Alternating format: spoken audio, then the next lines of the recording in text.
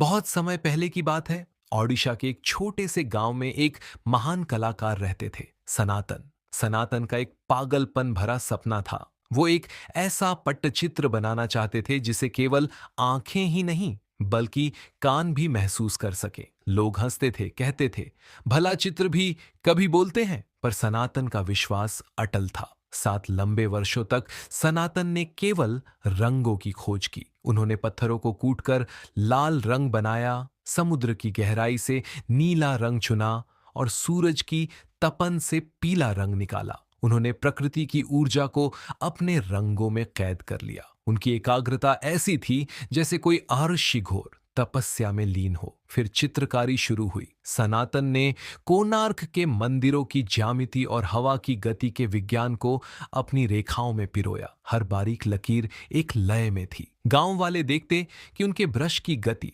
हवा के झोंकों और संगीत की ताल पर चलती थी। कोरा कपड़ा अब एक जीवित कहानी बन रहा था। लेकिन नियति को कुछ और ही मंजूर था। जिस रात चित्र पूरा होने वाला था, एक भीषण तूफान उठा। बिजली कड़कने लगी और बारिश ने विनाश का रूप ले लिया। सनातन के घर की छत ढहने लगी, लेकिन उन्होंने अपनी जान की परवाह नहीं की। उन्होंने अपने शरीर से उस कपड़े को ढंक लिया ताकि उनका वर्षों का तप पानी में न बह जाए। अगली सुबह जब सूरज की पहली किरण उस पट्टचित्र पर पड़ दी तो एक चमत्कार हुआ। सनातन वहां नहीं थे, पर उनका काम अमर हो चुका था। जो भी उस चित्र के सामने खद्दा होता, उसे लहरों का शोर और पक्षियों की चहचहाहट साफ सुनाई देने लगती। गांव वाले दंग थे। मौन पत्थर और बेजान रंगों से आवाज आ रही थी, आज सनातन हमारे बीच नहीं है, लेकिन उनकी कला का जादू आज भी जिंदा है। यह पट्टचित्र हमें सिखाता है कि जब